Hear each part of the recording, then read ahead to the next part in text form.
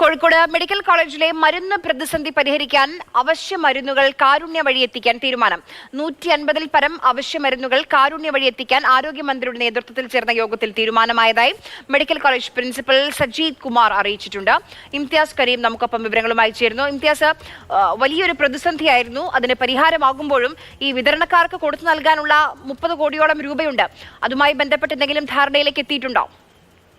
അതെ, തീർച്ചയായിട്ടും. ഇന്ന് കോഴിക്കോട് മെഡിക്കൽ കോളേജിൽ മരുന്നിൽ പ്രതിസന്ധി തുടങ്ങിയിട്ട് ഇന്നേക്ക് 10 ദിവസമാവുകയാണ്. ഇന്ന് വിതരണക്കാരും അതുപോലെ തന്നെ കോഴിക്കോട് മെഡിക്കൽ കോളേജിലെ പ്രിൻസിപ്പളുമായിട്ടുള്ള ഒരു ചർച്ച ഇന്ന് വൈകിട്ട് നടന്നിരുന്നു.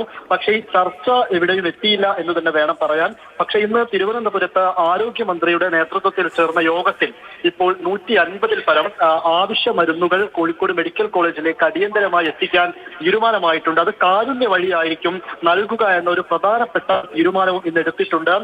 ഇതിൽ തന്നെ ഡയാലിസിസ്, അതായത് ഏറ്റവും പ്രധാനമായിട്ടും ഡയാലിസിസ് ഉൾപ്പെടെയുള്ള ഡയാലിസിസിന് വേണ്ട ആവശ്യ മരുന്നുകളാണ് ഏറ്റവും കൂടുതൽ പ്രതിസന്ധിയായി ഇപ്പോൾ ഉള്ളത്. അതടക്കം എത്തിക്കുക എന്ന തീരുമാനത്തിലേക്കാണ് എത്തിയിരിക്കുന്നത്.